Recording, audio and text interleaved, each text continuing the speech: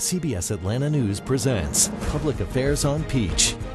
Good Sunday morning to everyone. I'm Brandon Rudat. Today we're taking a look at an important issue facing the Metro Atlanta community. We're talking about child safety. Since December, there have been more than a half a dozen reports of kidnappings or attempted kidnappings. The one that grabbed the headlines was Jareli Rivera. The 7-year-old disappeared from the playground at an apartment complex in Canton. That happened back in December. Her body was found several days later in the complex's trash compactor.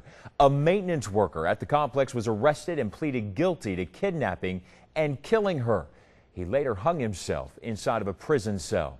Since then, there have been multiple reported attempted abductions, and at least one man is suspected in 2 of the incidents, and many parents are understandably on edge. January 12th, authorities say this is the man who tried to kidnap a 12-year-old girl as she was walking down Sylvan Road in southwest Atlanta.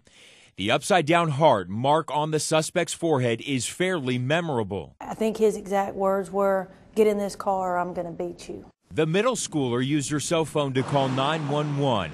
That call scared the man off, and police say they were there within minutes. He did exactly what we want children to do. Dial 911. She did not go near the vehicle, and she actually gave the partial tag and the description of the vehicle to police officers. The suspect was identified as Jatari Molden. He was arrested several days later. This is a good hit for us. We're glad we can get somebody off the street so that nothing like this happens in the future. Nearly a month later, this scene plays out on a Walmart security camera in Bremen. Surveillance video showing 7-year-old Brittany Baxter being carried out of the toy aisle by a man she does not know. But she puts up a fight, and eventually the man let her go. First, I was screaming, and he put his hand over my mouth, and then I was just kicking. She was very heroic. She did exactly what we teach the little ones to do at a time like that. She fought, screamed. Police caught up with their suspect just an hour later. 25-year-old Thomas Woods of Austell was arrested and charged with attempted kidnapping. He says he's innocent. What happened in the store? Anybody, it didn't bother nobody. I was never there. It isn't Woods' first run-in with the law. He was released from prison last October after serving 7 years for voluntary manslaughter. Then at the beginning of this month, DeKalb police announced that they're looking for the man accused of trying to kidnap 2 little girls outside the Stonebridge Apartments in Stone Mountain. And he came behind them, and he grabbed my oldest granddaughter around here and put his hand over her mouth. Vanessa Lumpkin is the grandmother of one of the victims. She says a man tried to kidnap her 10-year-old granddaughter as she walked to school with her sister and a friend. Lumpkin says luckily the other 2 children jumped in to help. My other granddaughter was screaming, hollering, "Turn my sister loose, turn my sister loose." And my granddaughter said she was kicking. And they also had a classmate that was walking with them. She also grabbed the man. We're increasing patrols. We've got teams working on it throughout the day and throughout the night. We're out here. We're not taking this lightly. Police are now urging parents to walk their kids to school or make sure they walk in groups. He needs to be caught. You know, this is the second time he did that, and he's not going to stop until he really catches a child. You know, and your kids are not safe. You know, and I want my babies to be safe. Well, staying safe is the focus of one organization here in Georgia, Keep Georgia Safe, providing safety education and crime prevention training to parents and children. Gary Martin Hayes is the founder and chairman of the organization. He joins us here this morning. Gary, good to have you back here on the show. Always good to talk to you. Thank you. Let's talk about the high-profile case of Jareli Rivera. This is a young girl, right, who wasn't wandering far from home. She was actually in her playground at her apartment complex when she was kidnapped and then brutally murdered. Right. You know, we as parents, we're concerned about the stranger abduction, but 90% of the sexual assaults happen by someone known to the victim or to the victim's family. He knew her. He was well aware of her. So, yeah, we worry about the stranger, but we need to worry about those people that have direct access to our children. And I think that's really the interesting part of that story, the part of the story that we can learn something from, was because this was, a lot of people don't want to recognize the fact that such a high percentage rate, it's actually somebody who knows you. Right. We were taught stranger danger growing up. Nothing could be further from the truth. We worry about the folks that we don't know, but we also need to have those same worries and trust our gut about the people that we do know. The people that have the unfettered access to our kids, the coaches, the instructors, you know, the after-school programs.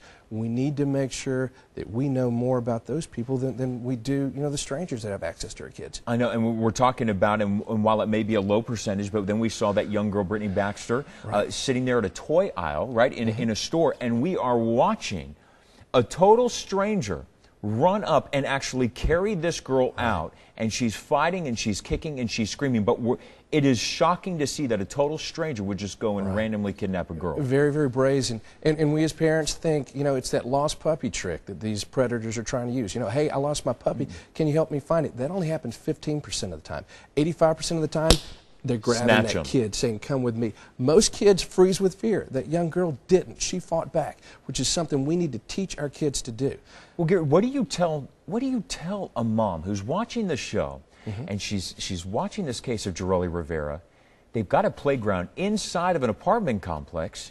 What do you tell parents? You can't let your kids? I mean, I know, listen, Gary, when I was growing up on the streets, my parents would say, get out of the house, go in the cul-de-sac, and go play. Right. Are you just simply saying you can't live like that anymore? Well, first of all, you can't ignore the problem. We as parents want to stick our head in the sand and pretend the problem doesn't exist. You can't do that. You know, we can think, not in my neighborhood. Not true. The U.S. Department of Justice says there's 1 registered sex offender per square mile in the U.S. Or we can say, you know, my child's too young. Think again, the average age at which sexual abuse starts is age 3. So we can't put our head in the sand and pretend the problem doesn't exist. We have to educate ourselves and our families on how to be safe. And it starts with the parents first. They need to know how to be safe. And then they need to empower their child on how to be safe. We want to be with our kids 24/7, put them in the protective headgear, the bubble wrap. You can't do it. You can't do it. That's the reality of it. All right, so then what do parents do? What do parents do for their kids? If you can't be around them all the time, you want to be able to kind of give your kid at 7, 8, 9 years old a little bit of freedom to go to a park that's inside your own apartment complex. Sure. So what are the tools, what are the things we need to tell kids now so that they can better protect themselves? Yeah, start the dialogue with your children. We recommend playing the What Would You Do game to at least start the conversation about safety. For example, you ask your child, what would you do if a man came up to you and said, hey, I lost my puppy? What would you say? Let the child respond. And if they said, oh, come on, Dad, I'm not going to fall for that. I know that's a trick. Ask them a follow-up question. Well, what would you do if they said, hey, I lost my kitten. Can you help me find it? They may say, you know, a kitten can't protect itself. So, yeah, I'm going to help them find it. That's going to start the dialogue where you can help correct the child. But you also need to let the child know adults don't ask kids for help. Adults ask other adults for help. And it's okay to say no to an adult. You know, what's been interesting, and I know that you've worked with the Smart family side by side, they're out there doing a lot of good from their own life experiences and the ordeal that they had to endure. And I've been listening to Elizabeth kind of on the trail as she's talking to other kids, and I wasn't sure if this was an exact quote, but she's saying that she was not a victim, right? She was out there saying that she doesn't want other kids to even be victims. What was it that Elizabeth and her parents could have done in that situation? Because, correct me if I'm wrong, she was taken from her own home. She was, and I like what she's saying. She was not a victim. It was a bad person that did something to her. She had no control over that person. You know, there are good people and there are bad people out there. We've got to prepare our kids to be aware of what the bad people are going to try and do.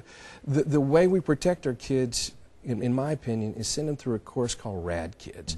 RAD Kids helps empower the child through brain muscle memory. It trains them whenever they get that grab of the hand. There's a reaction to every action. There's a reaction, and these RAD kids know they have options. And that's what Elizabeth did not think she had before she went through the training. And her parents, I think, they would probably admit they're from an affluent community in Utah. One of the mindsets back then is, that's never going to happen here, and it's not going to happen in my house. And again, there was a connection to the people. They knew exactly who they were. Right? And they did. He was a gentleman that had actually done work on at their the home. As a contractor. Again, they kind of, and this guy in the case that we're seeing in Jerrelly Rivera, he was a handyman. He worked at the apartment complex. He knew which units were vacant. He knew where the kids were. He knew where the kids lived. But at the same time, is there a fine line here where you don't want parents and you definitely don't want kids to live in fear? And where's the line between teaching a kid about the realities of the world and yet not scaring them at the same time? Yeah, that same protective armor that we want to put on them can also be a hindrance. And Elizabeth says, you know, it's a beautiful world out there, and we can't have our children think the boogeyman is around the corner everywhere they go. What we do is empower the child with self-value, self-esteem, self-worth, and let them know that no one has a right to hurt you. Yeah, it's a dangerous world out there, yeah, but you start the dialogue with a what would you do game, you empower them, and you let them know no one has a right to hurt you. And if someone tries to hurt you, you have a right to stop them. We have about a minute left, and I'm just interested in your studies, being an expert on this. Are numbers now getting worse about the attempted kidnappings, or are we seeing a decrease?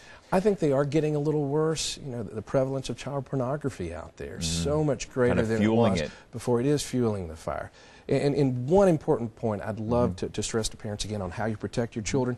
The National Center for Missing and Exploited Children did a study. 50% of the kids that were successful in getting away from abduction attempts fought back. Over 90% were successful getting away when they fought back and they yelled and screamed like their life depends on it. So parents, encourage your child. If anybody grabs them, yell and scream. And it worked for that young lady, Miss Baxter there. It saved her life, probably. It did. All right, Gary Martin Hayes, thanks for joining us this morning. We appreciate your time. Thank you. All right, well, she survived her own kidnapping and endured 9 months at the hands of her kidnapper. Now Elizabeth Smart is out traveling the country, hoping to equip other children with the tools they need to keep themselves safe.